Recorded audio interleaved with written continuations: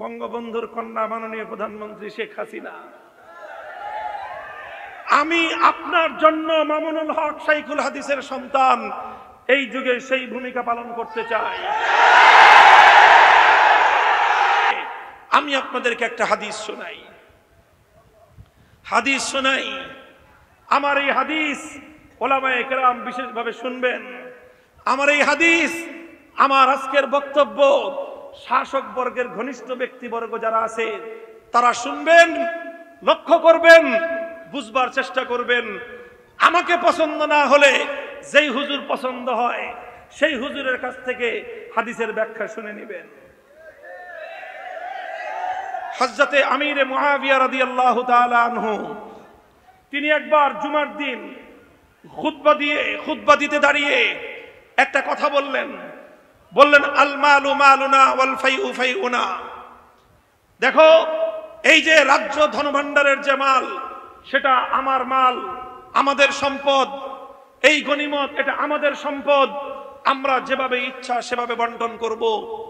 প্রথম জুমায় হযরত আমিরে মুআবিয়া এরকম একটা ঘোষণা দিলেন, সম্পদ আমার, এই রাষ্ট্রীয় ধনভাণ্ডার আমার, আমার যেভাবে ইচ্ছা আমি সেভাবে বন্টন করব। কেউ কোনো কথা বলল না। আমিরে মুআবিয়া জুমার দিন চলে গেলেন। পরের জুমায় তিনি আবার দাঁড়িয়ে গেলেন, আবার একই ঘোষণা দিলেন, আল মালু মালুনা ওয়াল ফাইউ ফাইউনা। রাষ্ট্রীয় ধনভাণ্ডারের মাল, এটা আমার ইচ্ছা, যেভাবে ইচ্ছা সেভাবে বন্টন করব। 2 দিন বললেন, কোনো কথা নাই, কোনো প্রতিউত্তর নাই। আমিরুল মুমিনিন হযরতে মুআবিয়া রাদিয়াল্লাহু আনহু চলে গেলেন। তৃতীয় জুমায় আবার একই কথা বললেন যে আল মালু মালুনা ওয়াল ফাইউ ফাইউনা। এটা তাবরানির মধ্যে এবং মুআজামে তাবরানি, মুসনাদে আবু ইয়ালার মাধ্যমে, সহিহ সনদের মাধ্যমে ঘটনা বর্ণিত। তৃতীয় জুমায় একই ঘোষণা দিলেন আমিরে মুআবিয়া, সম্পদ আমার, রাষ্ট্রীয় ধনভাণ্ডার আমার, ইচ্ছা যেখানে ইচ্ছা সেখানে ব্যয় করব। তৃতীয় জুমায় এই কথা বলার সাথে সাথে একজন সাধারণ মুসল্লি দাঁড়ায় গেল, দাঁড়ায় বলল, না, সম্পদ রাষ্ট্রপতি আমিরুল মুমিনিন, বাইতুল মালের সম্পদ আপনার একার নয়, রাষ্ট্রীয় ধনভাণ্ডারের সম্পদ আপনার একার নয়। এই সম্পদ গোটা মুসলিম বিশ্বের সমস্ত নাগরিকদের, যেখানে নাগরিকদের স্বার্থ হবে, যেখানে জাতির স্বার্থ হবে সেখানে ব্যয় করতে হবে। নিজের ইচ্ছা এবং খেয়াল খুশি মতো ব্যয় করবার কোনো অধিকার আপনার নাই। হযরত মুআবিয়া তৃতীয় জুমায় যখন ওনার এই বক্তব্যের প্রতিবাদ হলো, তিনি বসে পড়লেন। হযরত মুআবিয়াকে তো চিনেন, মুসলিম বিশ্বের প্রতাপশালী শাসক।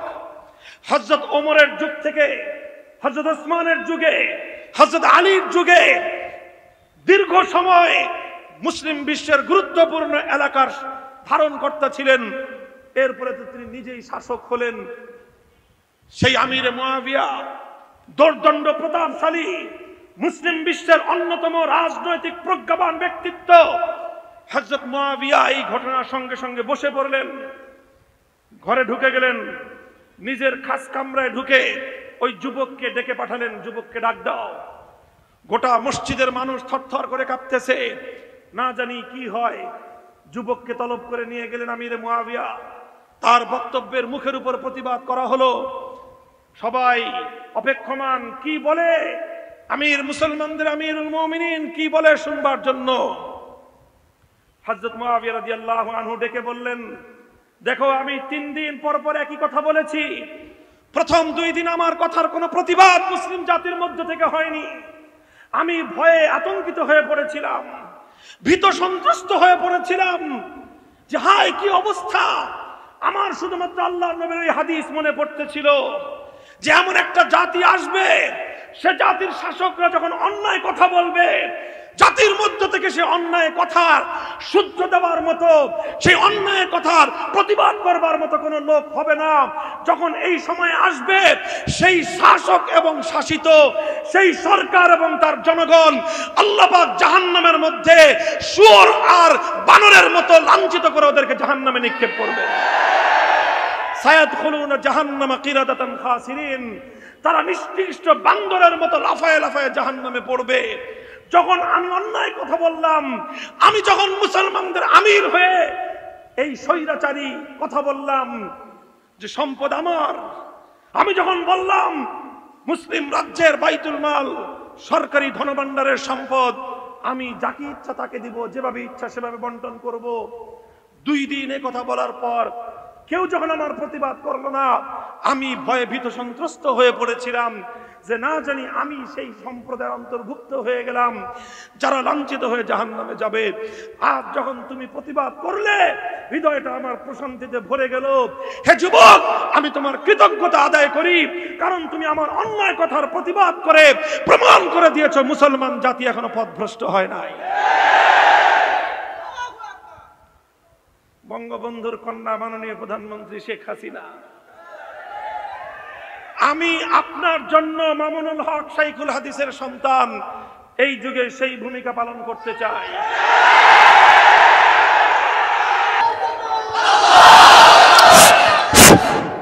আপনারা যেই নীতিতে দেশ চালান সেটা হলো গণতান্ত্রিক, গণতন্ত্রের ভিত্তিতে রাষ্ট্র চলছে।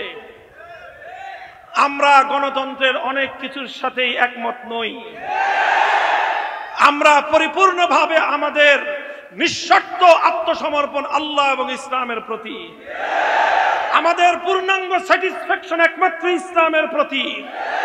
আমরা বিশ্বাস করি ইসলাম ছাড়া বিশ্ব মানবতার মুক্তির ভিন্ন কোনো পথ নাই। গণতন্ত্র বলেন, সমাজতন্ত্র বলেন, তন্ত্রমন্ত্র দিয়ে বিশ্ব মানবতার মুক্তি সম্ভব নয়। ইসলামী বিশ্ব মানব জাতির মুক্তির একমাত্র মূল মন্ত্র। যেহেতু গণতন্ত্র আমাদের উপর চাপায়া দিচ্ছেন, বাধ্য হয়ে কিছুটা মানতেই হয়, সেজন্য মানি। তবে গণতন্ত্রের মধ্যে অনেক কিছুই আছে কুফুরি কথা, কিছু আবার ভালো কথাও আছে।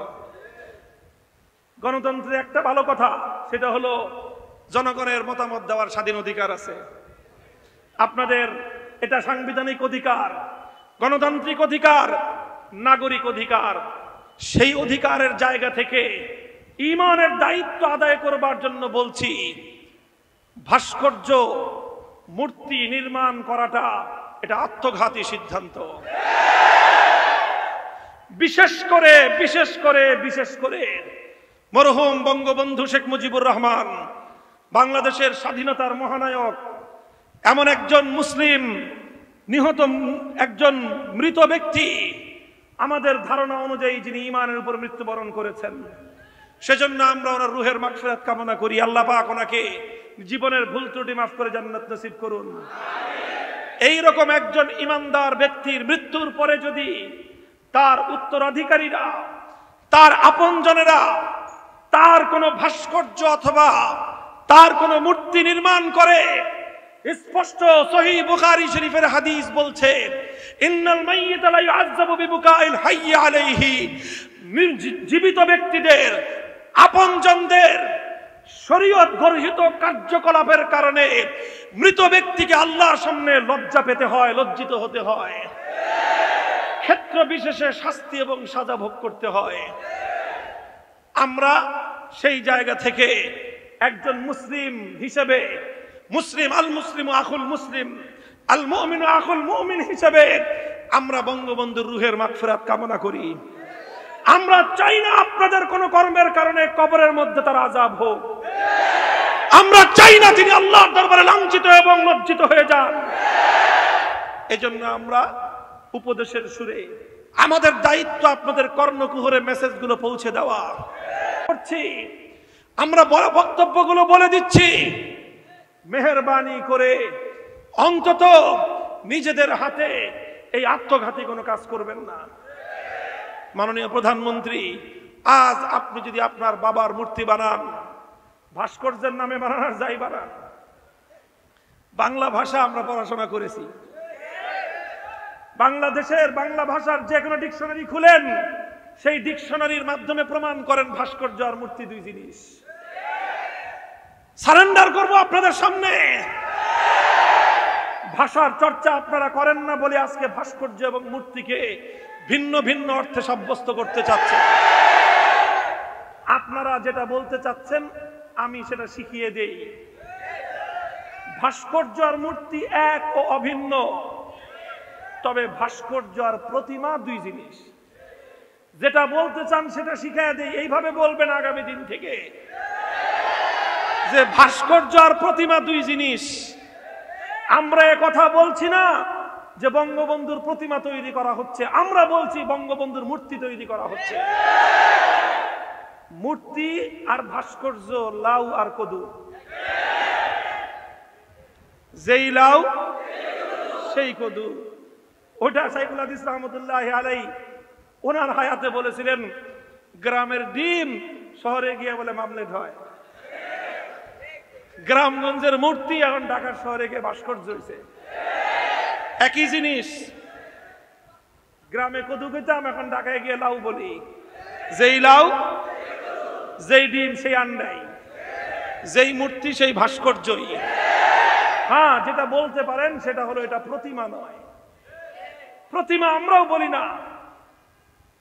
বঙ্গবন্ধু আজ মূর্তি তৈরি করছেন, আপনার মৃত্যুর পরে আপনার অনুসারীরা আপনার মূর্তি তৈরি করবে নিশ্চিত। বুখারীর হাদিস যদি বিশ্বাস করো, কোন ইমানদার একথা বিশ্বাস করতে হবে তোমাকে। আজকে যদি প্রধানমন্ত্রী বঙ্গবন্ধুর ভাস্কর্য বানান, মৃত্যুর পরে ওনার অনুসরণে ওনার যতগুলো মূর্তি তৈরি হবে, প্রতিটি মূর্তির জন্য প্রধানমন্ত্রীকে আযাব ভোগ করতে হবে।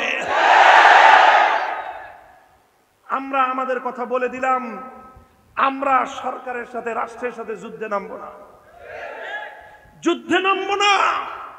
তবে এতটুকু বলবো, আমরা আপনাদের প্রতি যদি আল্লাহর কোরআনের বিরুদ্ধাচরণ করেন, মুসলমানদের ঐতিহ্যকে ধ্বংস করে মসজিদের শহরকে যদি মূর্তির শহর বানান, আপনাদের সঙ্গে আমাদের চূড়ান্ত ঘৃণার সম্পর্ক কায়েম হবে।